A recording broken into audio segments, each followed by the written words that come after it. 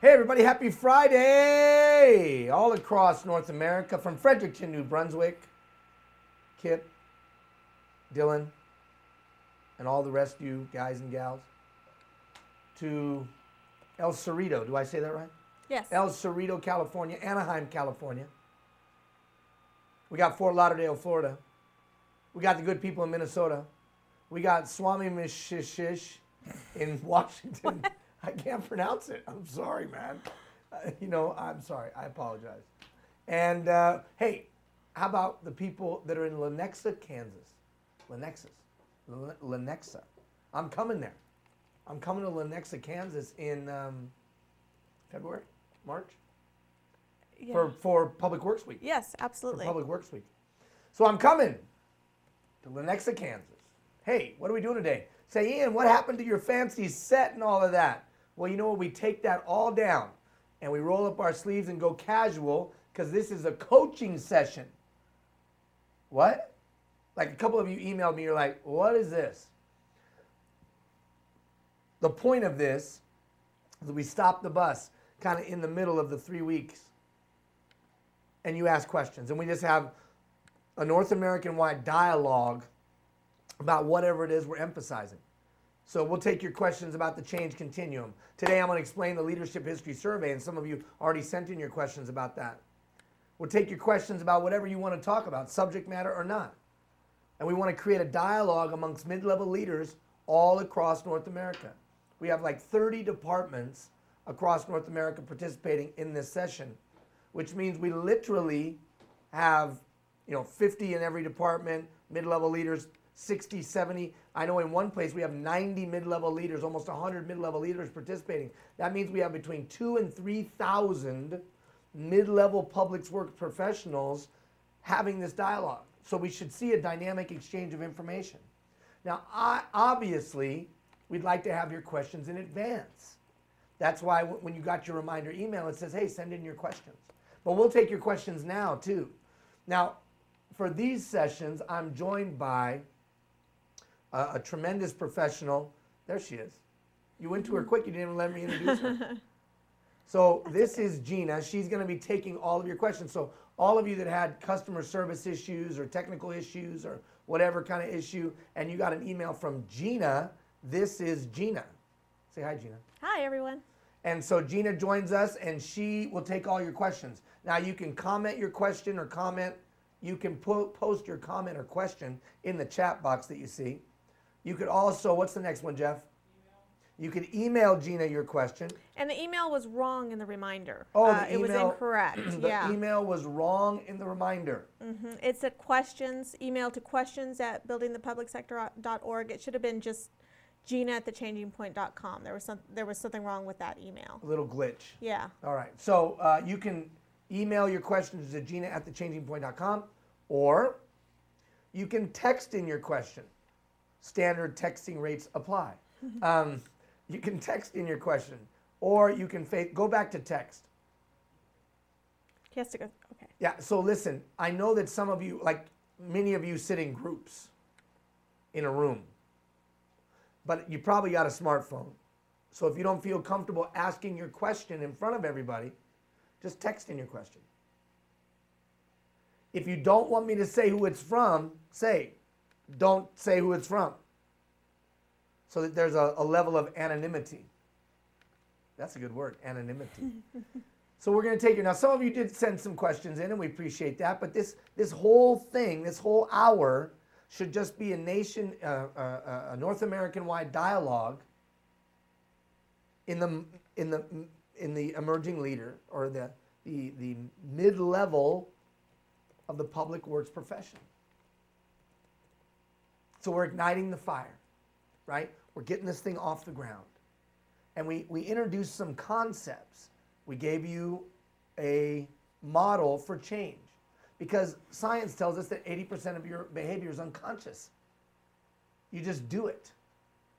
So before we could launch into introducing new concepts or new tools for your toolkit, we had to understand that you've been doing things a certain way. If you want to do it a new way, you're going to have to change. And what's your process for changing? The number one tool a person can have in their toolkit today is a process for changing. Not their principles and values.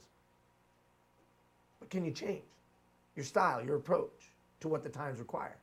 So we introduced that. And then this week, on Monday, we gave you a opportunity to do a little survey, a leadership history survey. We call it Looking Back to Move Forward. How did you establish that 80% of your unconscious behavior? So we're going to take your questions today, answer the questions that we already have, and then we'll at some point explain the leadership history survey, although I think we have some questions about it already. So let's go ahead and get started. Gina, the camera's on you, dude. Oh, yeah. hi. There. Jeff is trying to randomly come to you for no apparent reason, but that's awesome. Well, I Keeps you on your am toes. looking at a couple different things. I'm looking at Facebook, email, trying to keep up with all the questions. So what questions do you have? Well, so far? I've got one question, and it's more about the process, but why did we schedule this during lunch? Well, the reason that we schedule it during lunch is because in past sessions, so we've had, 283 departments go through the program. Most people do it as a brown bag, or they do it, they know that on Fridays when we do these, they're going to bring their lunch with them. And people felt like it didn't interrupt the work day as much. And so that's been the feedback that we've gotten in the past, that it was better to do this at lunch. It's more casual. Just bring your brown bag, you sit down, and you do it. And that's why. I mean, there's no other reason than that. Okay. And if that impedes your lunch, I apologize. Bring your brown bag next time. All right? Okay. Questions? We do have another question. It's about the Okay. change continuum. About the change continuum. How effective is it long term? Well, that's the point. So let's talk about that. Do you have a model for changing? And if you look at the steps that I gave you, that model, I believe, that sequence will lead to lasting change. So let's review it really quickly. The first step was, are you willing? Do you want to change? And not just lip service. In the depth of your heart, are you open to changing and have a deep desire to change? But then before you jump into building an action plan, and this is really important, before you jump into building an action plan, go get more information. Gina, what's interesting about this is most people, when they have a crisis, when they have a problem, when they have an issue, when their wife barks at them. Hey now. when their wife barks at them. Anyways, my point is, there's a knee-jerk reaction to build a plan. But one of the reasons lasting change doesn't occur is you're building the plan at that point with everything you know right now. Einstein was pretty wise when he said that everything within us was only enough to get us to where we're at today. If we want to go any further, if we want to be any better, something has to change. In other words, what he was saying is that everything that we know will probably develop a plan similar to the plans that we've developed that couldn't get us any farther than we are right now. So what do? You got to go get more information, more education, more knowledge, so that your plan will be different than what you have. In technology, they use the term on board. You have to go get more information than you have on board right now, or you're probably going to build the exact same damn plan, just rearrange things. We do this in departments all the time. Some elected official or some city manager, or if you're in Canada, some CAO, says, we got to do this. And then everybody scrambles and we build a plan. And that plan is built on what we know. Instead of going and augmenting what we know by going and learning more. So that's why the second step is education. But education in and of itself, just a bunch of fancy letters after your name, is not enough. It's then about understanding. So you see another, like yesterday we did that free broadcast all across the world actually. We had hundreds, thousands of people join us about alternative revenue sources. And we had a great participation. And I gave some examples of how departments are doing certain things. And I got some emails later saying, we're going to try that. We're going to try it. And I sent the email back saying, whoa, don't try it. till you really understand it. Call, Peoria, Illinois. Call Portland. Call Scottsdale. Call these places and hear how they're doing that innovative thing. Get all the materials on how they're doing that innovative thing. Hear it, talk it, do it, think it, write it, read it. You're more likely to understand it so you can mold the concept to your specific situation. Then and only then do you build your action plan. And whether that's change in a department, whether that's change in a community, whether that's change with you personally. Long-term change is more likely to sustain and hold if you take those two steps. Then you build your action plan. Then you take your action plan and you give your action plan to somebody else to hold you accountable. And then this final piece really speaks to your question, analysis. So you said, what was the question? The question again was what? Long term, how effective is it long term? So and I just wanted to make sure I was answering the actual question. Your premise, how do I know that this is going to sustain and hold?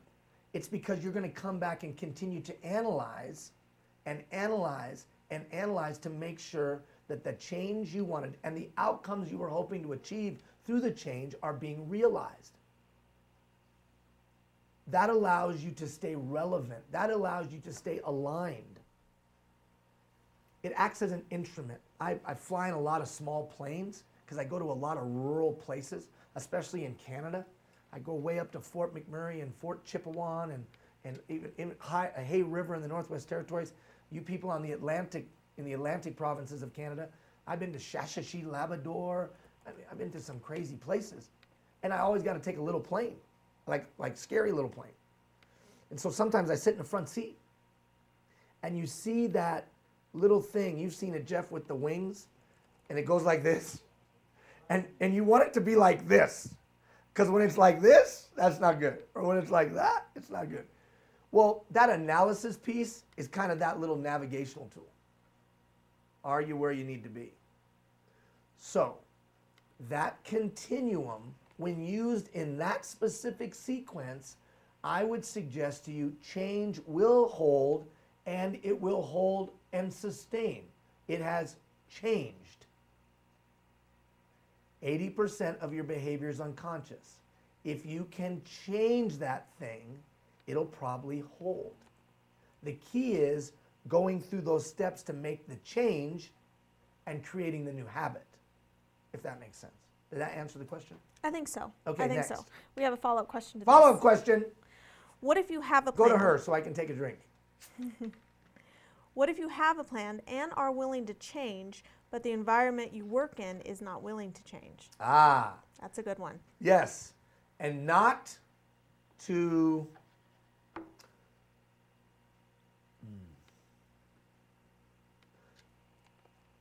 skirt the question, but the next 3 weeks, we're going to talk about how to be an agent of change. So how do you as a mid-level leader, affect change in a challenging work environment, a toxic work environment, or even a work environment that's like this, whatever,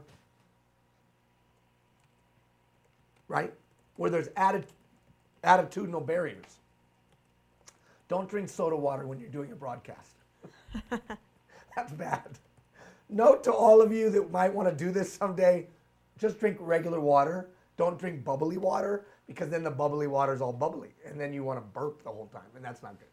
All right, my point is that we're going to talk about this the next 3 weeks. We're going to literally talk about this. But let me give you some tips. Give you some quick tips.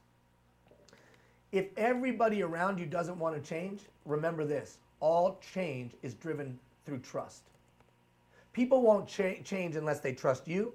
People won't change unless they trust the process. People won't change unless they trust the outcome. And those are and or. People won't change unless they trust you, and or they won't change unless they trust the process, and or they won't change unless they trust the outcome. When we get to the agent of change component, we'll talk in depth about strategies of how to change a culture, change an environment. But know this, it starts with trust. So if you're getting a lot of attitudinal pushback, it's because they don't trust one of those things. And usually to be highly successful, you want trust in two of at least of those three categories. If they trust you and they trust the outcome, they'll be more open to change. If they don't trust you, but they trust the process, they think you're an ass, excuse my language, but they trust the process because it's been used a number of times, and they trust the outcome, they're good. If they trust you in the process, but they're not sure about the outcome, they're still good. Think about yourself. When someone's going to tell you something's going to change, you look at them and go, you know what, I trust you. You've never led me astray. You're always a straight shooter. I'm up for it. Or at least I'm open to it. But when they don't trust you, and they don't trust the process, and they don't trust the outcome, then you get this. You combine that with a work environment where people have been lied to or either seemingly or intentionally not told the facts. Because sometimes it's perspective, right? Well, you didn't tell us. You held that back from us. No, we didn't. I meant to tell you, but, it just happened. So whether seemingly not told the complete truth or the full facts or intentionally, where people's wages have been frozen for years, and then they go home and the public sector is being bashed at every turn, and in some states, not as much in provinces, but in some states where people are talking about their retirement in jeopardy, yeah, that becomes a fairly toxic environment, especially if that's over a period of time. So we're going to talk in the next 3 weeks of how you could be an agent of change. But to give you at least one piece of information for your question, trust. That's the answer. That's too simplistic. Trust me. Trust me on this. I know how to implement change. I've implemented change at every level. Grassroots, mid-level, organizational, community. I mean, Gina and I, bring her in a second, full screen. So Gina and I have had the opportunity to do 7 things that have never been done before. And some of them were contentious. 7? Yeah, 7. Wow. Yeah. You got to keep track I of the didn't stats. keep track. You got to keep track of the Just stats. keep going. But what do we learn every time? That you have to trust. People have to trust you. Mm-hmm. And one thing about Gina is people really trust Gina. And they're willing to go down paths that they haven't gone down before because they trust her. And people trust me, and they're willing to go down paths that they haven't gone down before. It's like this project. You stop and think about it. APWA had to trust a lot to do this project. And to be willing to do this crazy streaming thing, especially if we're going to do broadcast during our lunch. What the hell is that all about? I apologize. So maybe for this group it's not good. We can look at it. All right, next question. I think I answered that, didn't I? Are you ready? Yes, I am. Okay. We're getting some great text. This is good. great. Yeah. Don't be sending my wife any goofy texts either. That's right. This actually moves on to the leadership history survey. Okay, good. And it's a question for you, Ian. All right. Who was your worst boss? Well, I'm going to change that slightly because frankly, I've had the pleasure of having a lot of great bosses. I've had a lot of great bosses. Well, I got it. Yeah, I got one. Yeah. That's a hard one. No. Not for you. Okay. Oh, no. I just popped into my head. Because I usually really focus on the people that develop me. Bill Bell, Leslie Agnew, Tom Weiscarver, Don Carano. I mean, I can name you the people that gave me insight and wisdom. But there was a lot of other people too. Some public works professionals. Literally some public works professionals who over the last few years have taught me a significant amount about leadership. Worst boss, a guy named Rick. A guy named Rob. Rick and Rob. You know Rick and Rob. I know Rick and Rob. You know Rick and Rob, don't you? I do. Mm-hmm. Yeah. Rick and Rob, they looked to destroy me at every turn. They lied, they cheated, and they literally were doing all that they could to destroy because they put themselves ahead of the people that they led. They didn't understand the mantle of leadership, which means not what do I get, but what am I going to have to give? That's the mantle of leadership, in my opinion, is it's about sacrifice for others. And they didn't get that.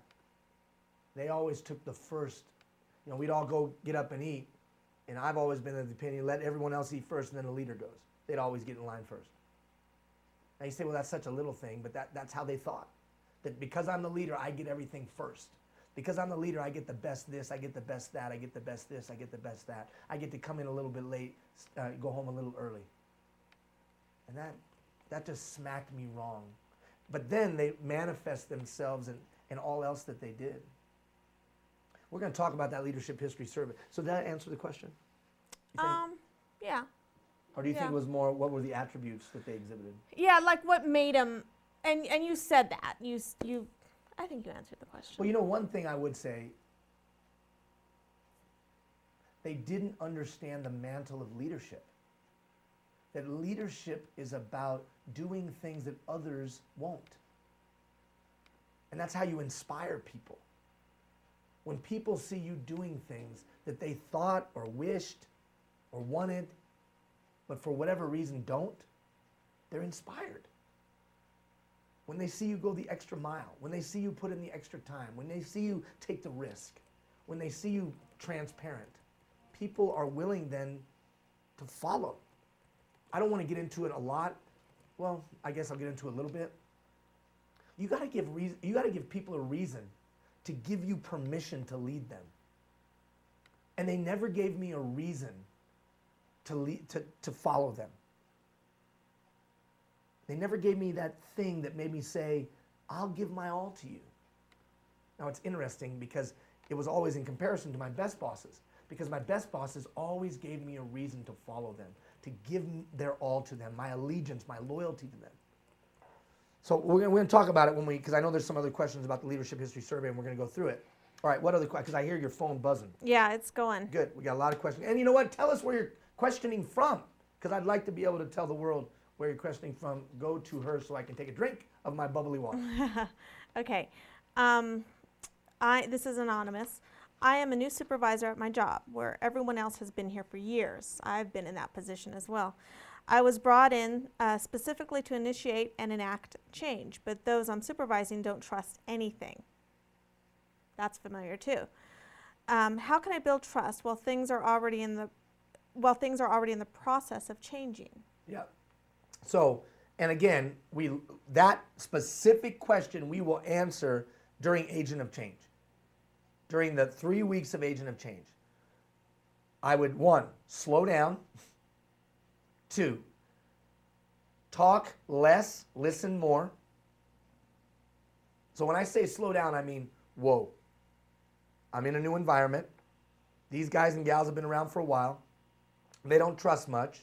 So I can either come in heavy-handed, start jacking people around, or I can give them respect. I can listen more and talk less. 80% listening, 20% talking. I can hear people's needs, wants, hopes, desires, aspirations before I do anything. Now, there's change already happening. So I've got to do both. I've got to be the implementer of change from the executive leaders while I'm listening to the thoughts, ideas, and concerns of those around. I'm going to give you some ways to change things. We've already given you a way to change you, but I'm going to give you some tangible ways to change an environment. And that'll be in the next couple weeks during Agent of Change, in 1 week, right? So I'm not trying to table that question, but just know I will give you some tangible tools. But ultimately, all of those tools are rooted in trust. And how do you build trust? You listen more, talk less. So you can understand where people are coming from. There is nothing more powerful in this world than a person feeling understood. Nothing more powerful in the world than a person feeling understood. So once the people feel like you understand them, they say, this guy or gal, I'm not sure if it was a guy or gal that emailed that in or texted that in. This guy or gal understands me. It's like some of you.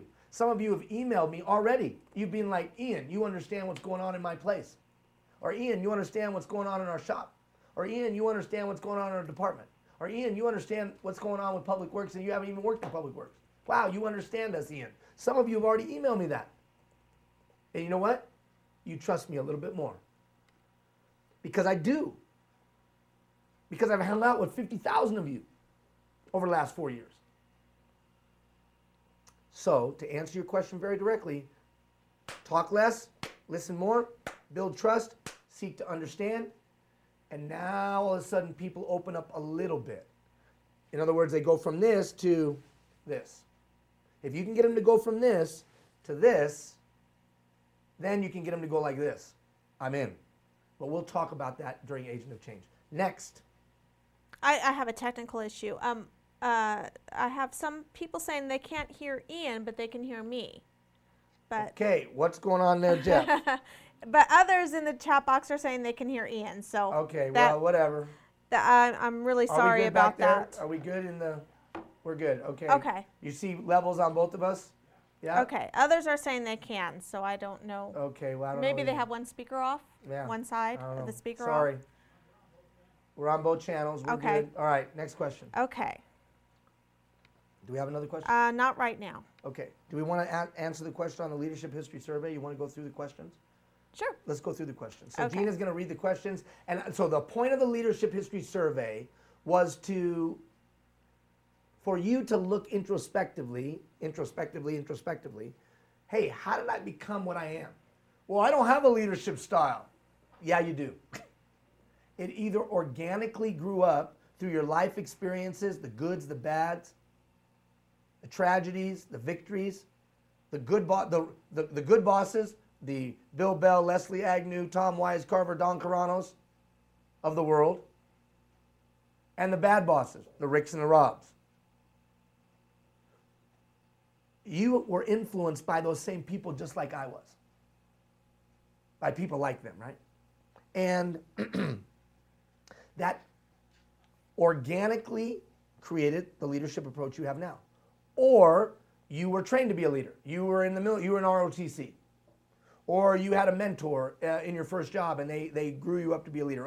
Or you were a dancer, or you were an athlete, and you had somebody that intentionally built leadership in you.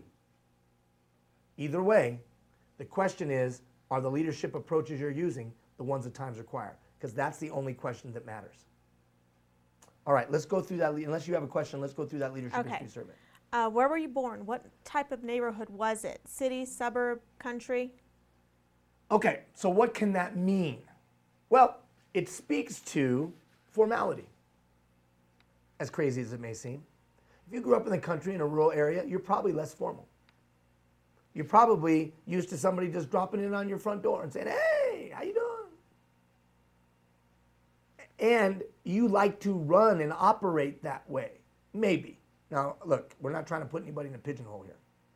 But you probably are less formal. You're more collegial. If you grew up in more of a city setting, you might be a little bit more structured, a little bit more formal. Again, we're painting with a really broad brush. The point of the question is, what did the environment that you grew up in do for you? Like me, I was adopted. I was adopted by a United States Air Force sergeant from the streets of Iran. And I was brought to the United States, smuggled out of Iran in 1965, and brought to the United States. And then I grew up without a mom.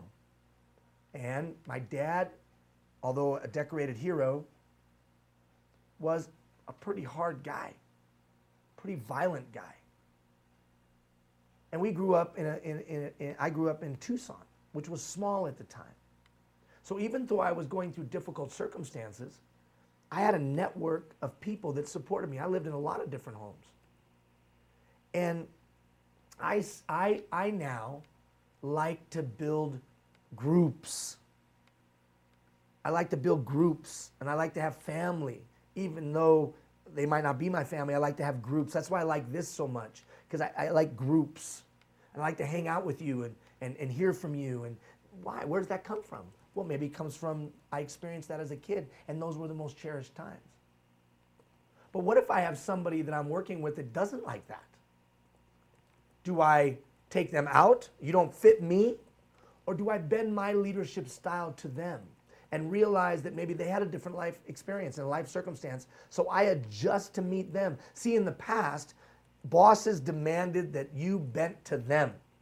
But if you really want to marshal human capital, I don't have the board, but But if you really want to marshal human capital, if you want to get all those arrows that I drew the last time we were together, if you want to get them all moving in the same direction, then you're going to have to bend to them in the 21st century. I'll be damned. I'm the boss. I didn't say you were going to lose control. I didn't say you were going to lose command, but you might give up some control. So that question is about how did the environment that you grow up in affect you and the way you behave today? Next. Next question. And then I hear you're getting some more text. Yeah, I am. Good. Name an adult, a parent or other adult you were close to as you grew up. What leadership qualities did this person exhibit? Okay, now everyone always goes to think positive on this one, but it doesn't necessarily mean positive or negative. Just what leadership qualities did they exhibit? That same dad or same adopted father that I mentioned, Master Sergeant John Wallace Hill, great American, 33-year United States Air Force.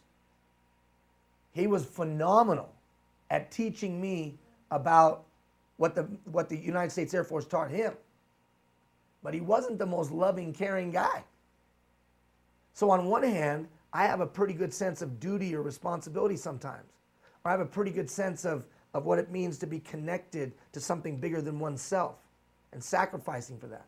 But on the other hand, I'm pretty distant to those close to me. I don't love well as I should. I've worked on that over the last 15 years, and through Gina's help, I've gotten better at it. But I'm nowhere near where I need to be.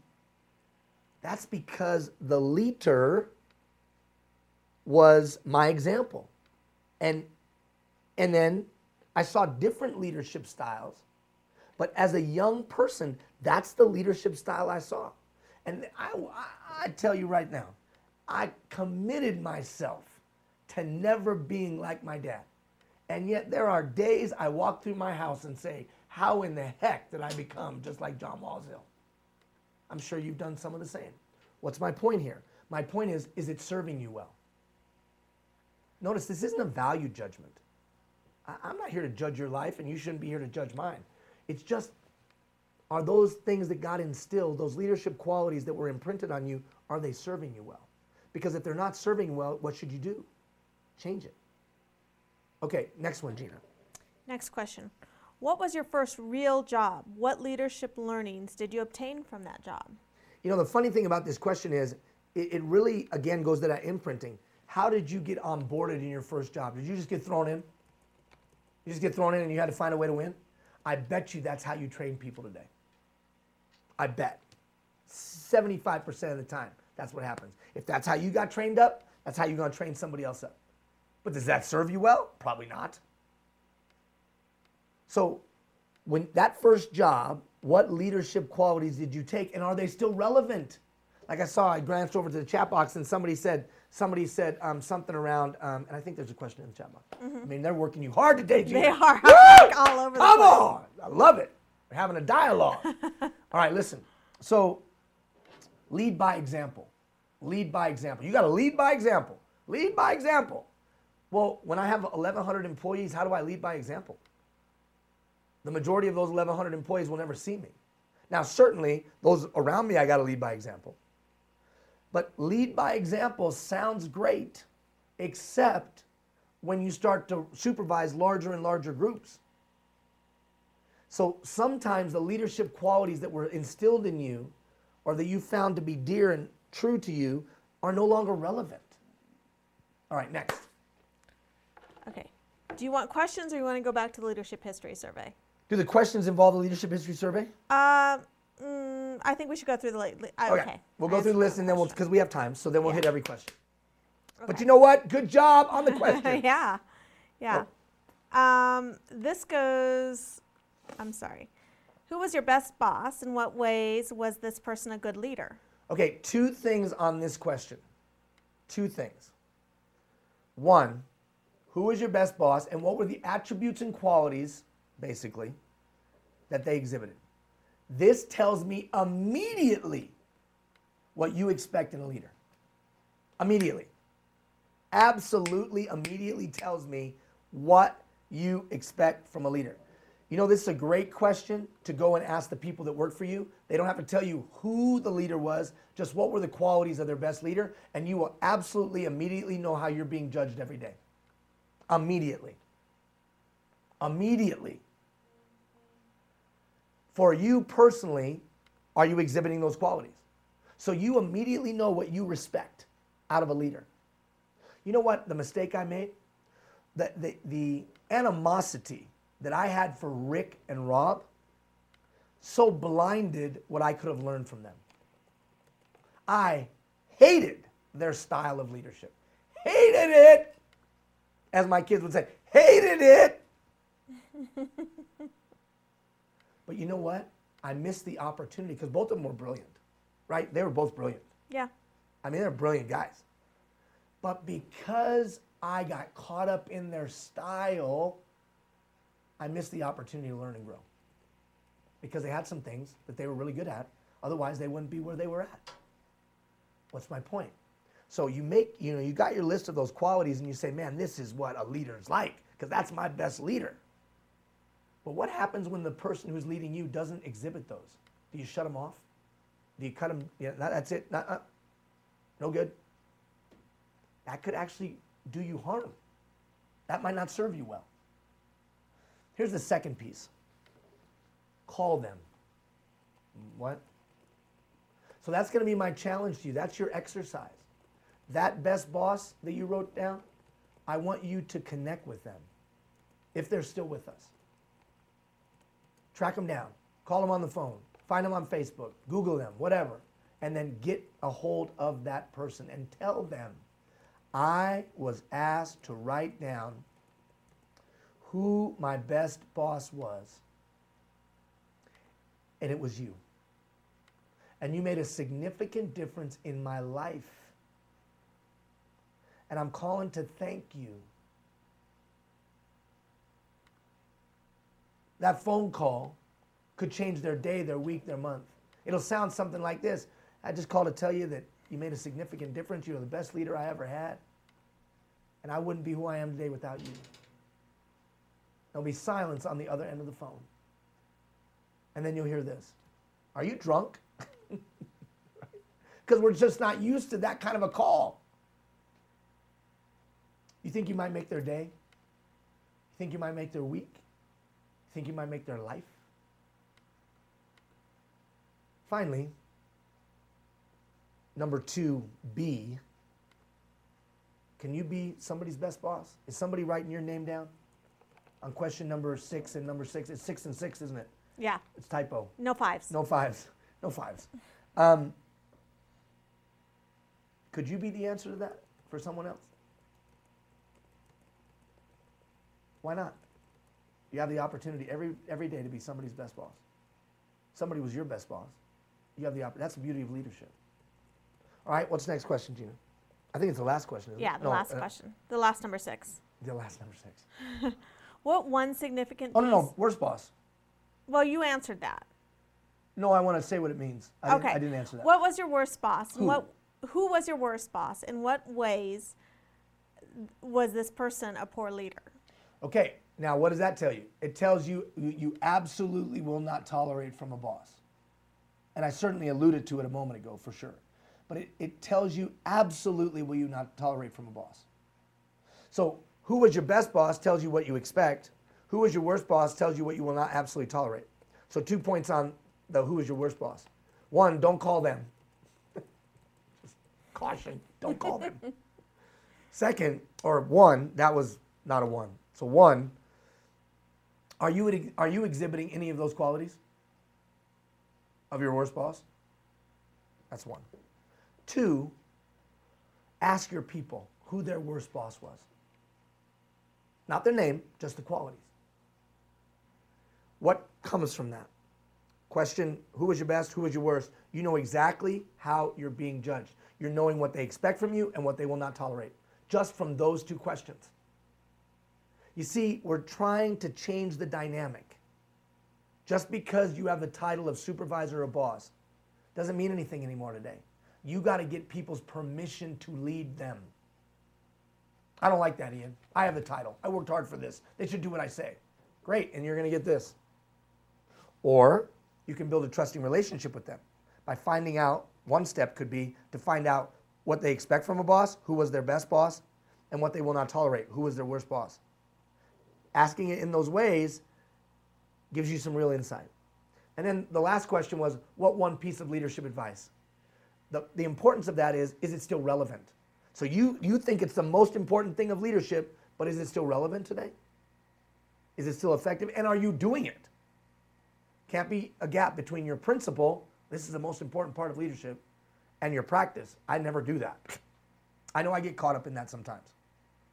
I always preach 80% listening, 20% talking, but I end up doing 80% of the talking, 20% of the listening. And that creates a gap. And then people aren't always excited about getting in alignment with what I want to do. And that's not good. All right, go. We've got lots of great questions surrounding Let's do it. Okay. One, and a couple of them are similar. So combine them. Yeah. We're going to combine. No one be offended if we didn't read your specific question. Can you give some examples of accountability partners? Is it appropriate to have your boss as one? Yes, in that change continuum, your boss could be an accountability partner. Here's what I always boil it down to. Someone you trust. Someone you trust to tell you the truth. Because the whole point of accountability partner is someone that you trust and they trust the relationship enough to walk up to you and say, hello, you're not doing what you said you were going to do. I used to always think accountability partners had to be better than I was. Better, whatever that means.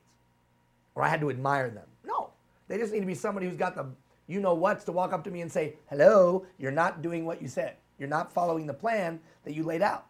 And love you enough to tell you the truth. If your boss is that person, go for it. If your peer is that person, go for it. If a long-term employee who you supervise is that person, go for it. If your spouse is that person, go for it. Somebody in your place of faith is that person, go for it. Someone that you coach a little league team and he coaches with you, go for it. Someone that you do a cappella choir with, go for it. I thought I'd throw in some arts in there. That was good. Just to show I'm well-rounded. Yes. Yes, well-rounded. Anyways, trust. That's what the accountability partner. Trust. Do you trust them enough to tell you the truth? And do they trust the relationship enough to know they can and that they have permission to tell you the truth? Because that's what really matters. And that's when they become an effective mechanism to ensure that you stay on track. Go. Okay, can you be friends with your boss? Now, leadership style. I've always been a believer that pal, buddy, can get in the way of the boss-employee dynamic at times, or leader-follower dynamic. In a lot of workplaces, people aren't mature enough, and I'm not trying to be dismissive or demeaning. People aren't always mature enough to change roles quickly. So as soon as you get that buddy-pal relationship, it's hard the next day to say, hey, I got to hold you accountable for poor performance. But aren't you my pal? Aren't you my buddy? What's up? Now, in a highly mature workplace, yeah, I think it's awesome. Friendship, bond, that team. But I've seen some workplaces where everybody's friends and it's totally dysfunctional. So I think there does have to be a professional decorum. And oftentimes I can get myself in trouble as a supervisor when I'm everybody's buddy and pal. Over a period of time, as I've built trusting relationships, I can be people's mentor, I can be people's confidant, I can be people's guide, I can be people's coach, I can be people's leader, I can be a lot of things. I can even be people's friend. But when you start moving to buddy and pal, and we go and have a beer every night after work, that starts to cloud things, man. At least for me. You asked me my opinion, I'm giving you my opinion. Now, just side note, let's pull up out of this conversation. You're not always going to agree with everything I say, just so you know. Some of you have been leading for 30 years. I've been leading for 30 years. Some have been leading for 35. You've been leading longer than I have. So you might have a different approach. You asked me a question, I'm giving you mine. I stay out of that buddy zone and pal zone because it gets really difficult and sticky when you got to hold people accountable. Go. So is an open door policy a good policy? Open door policy is a joke. Ooh. It's a joke. Now, again, I'm not trying to be demeaning or dismissive. I'm just trying to say this. Look at its essence. Its essence is, I'll sit here in my office and wait for you to come in the door and tell me what's going on. It's reactive. I have an open door policy. No, no, no. In its essence, it's reactive. Instead, I'm going to teach you a way to gather thoughts, ideas, and concerns when we talk about systems. I'm going to teach you a proactive way to be out finding out what the problems are, to be out building the trusting relationships so you know about the issues before they become an issue. So in theory and in spirit, yes, open door policy. Oh, that sounds great. But in practicality, it means that I'm waiting for you to come tell me what's going on. I'm open to you. Well, if you are open to me, come talk to me. Be proactive in the gathering of thoughts, ideas, and concerns. I don't want to go into it because I'm literally going to teach you this. I'm going to teach you how to do it when we talk about systems. But and you'll hear me say it. In the video it says, I think open door policy is a joke because it's reactive. Listening is proactive. And if I want to make you feel valued and important and worthy, then I'll come ask your opinion, not wait for you to come and tell me it. Does that make sense? Does that make sense? I think so. Do you think I was surprised by that answer, but it makes sense. But do you think I was a little harsh with it? It's a joke? A little bit. Okay, Yeah. I apologize. See, Gina balances me because I get a little whacked out and then she balances. Like she always says, she has to clean up my messes. Right? You told me that the other day. That's what I'm here for. That's what I'm here for. No, it's not what you're here for. Okay, I've got to was do a my better joke. job. That's right. I got to do a better job Okay. of not creating messes. Go. We have lots of questions. Go. What advice do you have for me, a manager in a department and organization going through a major cultural change where I don't fully understand what the new expectations for my team is and may not completely agree with senior management's assessment of the current state? I need to lead change, but don't fully understand how to get on and act differently. Got it. And that's tough. Yeah. That's a tough one. Not a tough response for me to answer, a tough situation to be in. Number one, go get clarity. So you said, and correct me if I'm wrong, Gina, you said, hey, I'm not exactly clear. Is that what he said? Well, they said they don't really agree with the assessment. No, before that, though, they said, I'm not exactly clear. Right. I'm not exactly clear, and I don't exactly agree. Mm-hmm. The don't exactly agree thing, that's life, dude.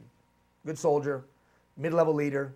You've given your input, duly noted. Hopefully, you had an opportunity to give input, duly noted. They decide to go a little bit different of a direction. Now you got to carry that out. That's the burden of mid-level leadership. So let's set that one aside. But don't clearly understand what's expected. I think that's what I heard. Then you got to go find out. That's that proactive, right? That's you going and sitting down with somebody and saying, and maybe you don't say, I don't understand, because that looks like you don't know what you're doing. So instead, why don't you say it like this? As I understand it, we need to blank, blank, blank, blank, blank, and my role in that is blank, blank, blank, blank, blank. Is that correct? And then you get either told yes or no, and you clear up the ambiguity. Leaders, regardless of title or no title, proactive in handling their own destiny. In other words, you go, if you're not sure, you go. And then instead of saying, I don't know what to do, or I'm not sure, I don't understand, which might paint you in a negative light, you say it this way. As I understand it, I need to blank, blank, blank, blank, blank, because I'm just checking for clarity. Because we got a lot going on. There's a lot of turmoil, a lot of change, a lot of cultural change going on here. And I just want to make sure I'm doing my job, so I'm checking for clarity. As I understand it, blank, blank, blank, blank, blank, blank, blank. Clarity. And then, regardless of whether you agree or not, you go execute. Now, in that discussion, hopefully you can give your input, right? That answer the question? I think so. And, you know, hopefully senior management is also going through this Program. training. Yeah.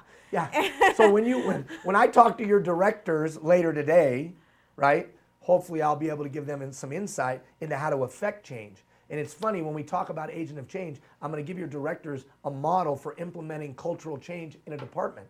And it never starts with a bunch of people up top telling everybody how they're going to change. Never should it be handled like that. If it's being handled like that, hopefully we can show them some different ways of doing it in the future. Go. Okay, how do you handle leaders that put a lid on innovative ideas? Yeah, that's tough, man. We wonder, like yesterday I just mentioned to you, I did this big broadcast all across North America and around the world about alternative revenue sources, right? We talk about creativity. And one reason that we should have more creativity in the public works sector. We've got knowledgeable, committed people who are dedicated to their work. And there should be more and more creative ideas coming out, in my opinion.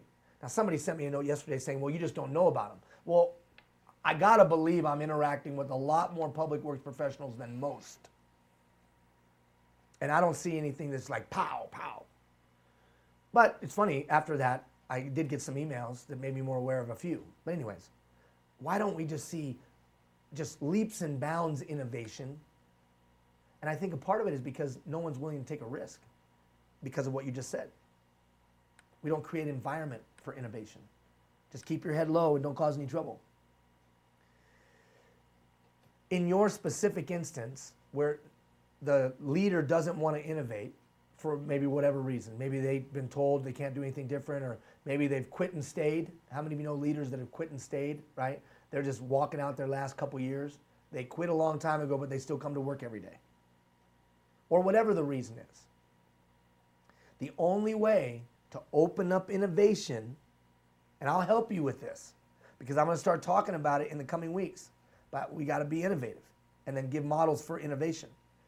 The only way to do that is what I said earlier, trust. Remember, people won't change what they're doing unless they trust the person talking about the change, unless they trust the process that they're advocating for change, and unless they trust the outcome for change. Now, as simplistic as this is, you must hear me, please. No one's going to change unless they trust. So that big boss of yours, there's some attitudinal barrier that prevents them from wanting to innovate.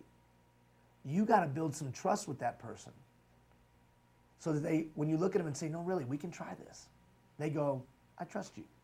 I'm good with that. Yeah, but they're 4 levels away from me. Well, then how do you build trust? Do a great job at what you do. You know, when you do a great job at what you do and you start building a reputation of being good at what you do and you become legendary at what you do, big bosses have a tendency to listen.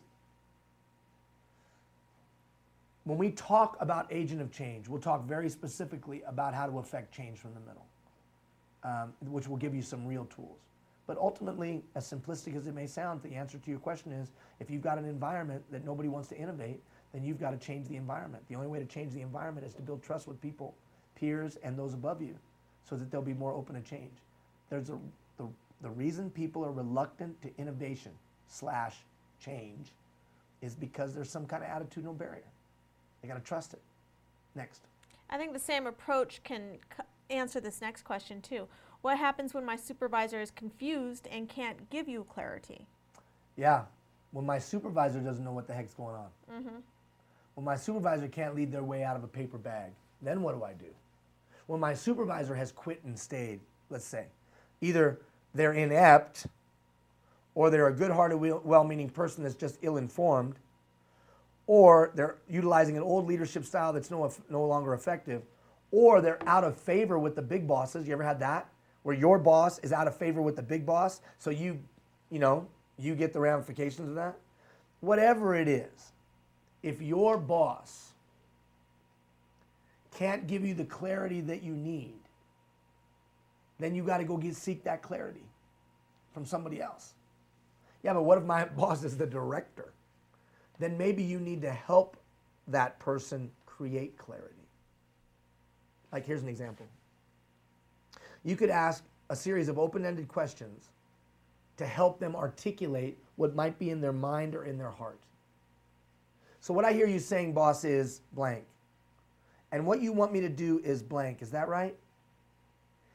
And then they tell you something and you say, well, but what about this? Just open-ended questions.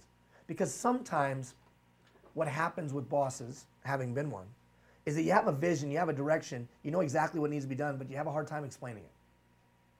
So by the mid-level leader asking a bunch of open-ended questions, humbly, not demonstratively, but humbly asking those open-ended questions, it helps get that clarity out that they're having trouble in communicating.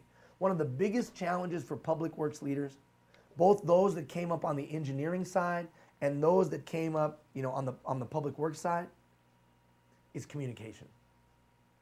You know, typically they are behind the scenes guys and gals. That they're not just big overt communicators. Now I'm painting with a very broad brush, so don't send me a note saying I offended you, but it's just been my experience.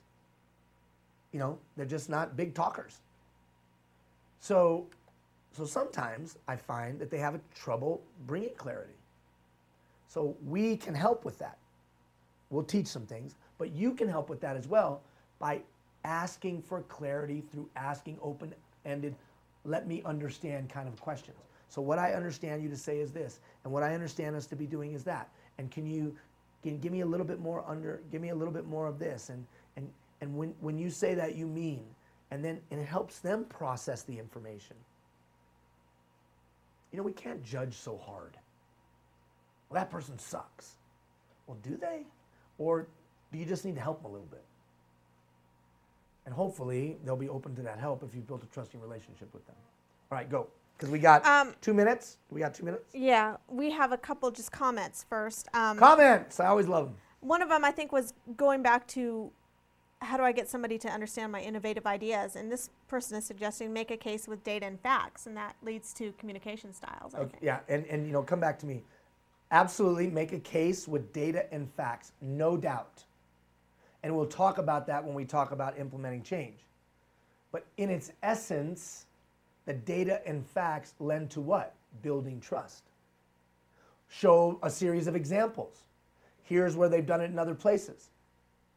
Here's the facts. Here's the data that backs this up. What is that doing? Building trust.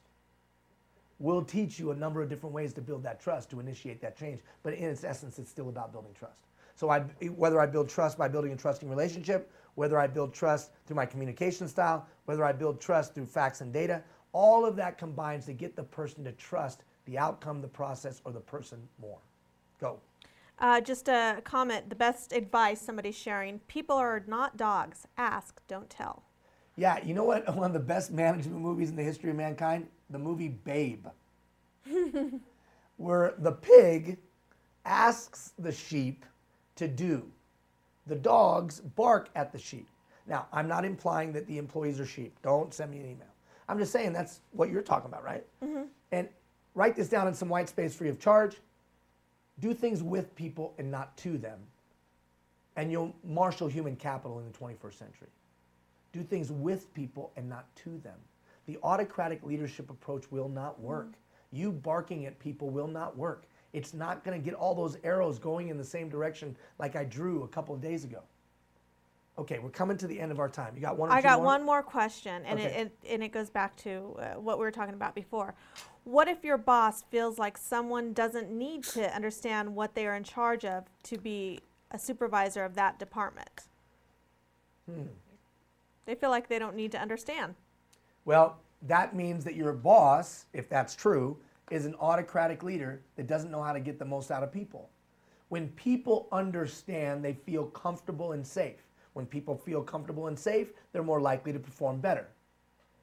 If you want to get more done with less, create environments where people have deep understanding of what is expected of them, and they'll do it most of the time without somebody hovering over them. Do things with people and not to them. In that specific question, if I heard it right, my boss doesn't want people to understand. He just wants them to go and do. Right. What can you do about that? All you can do is build a trusting relationship with them so that they're open to your feedback and then start giving them feedback. Or just make sure they're signed up for this program and I'll teach them a different way.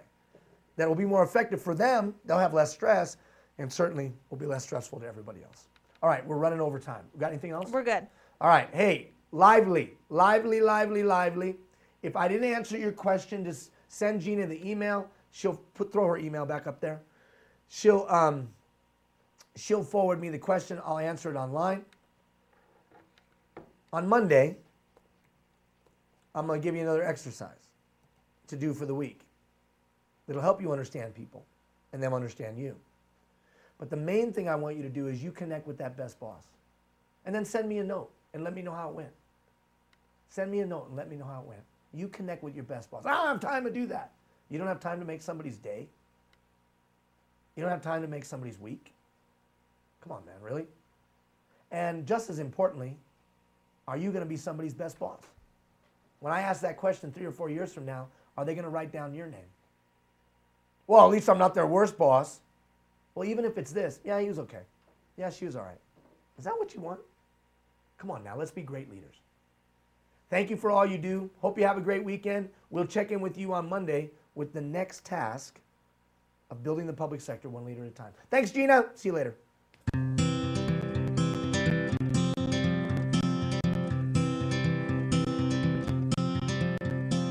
Hold on to me as we go, as we roll down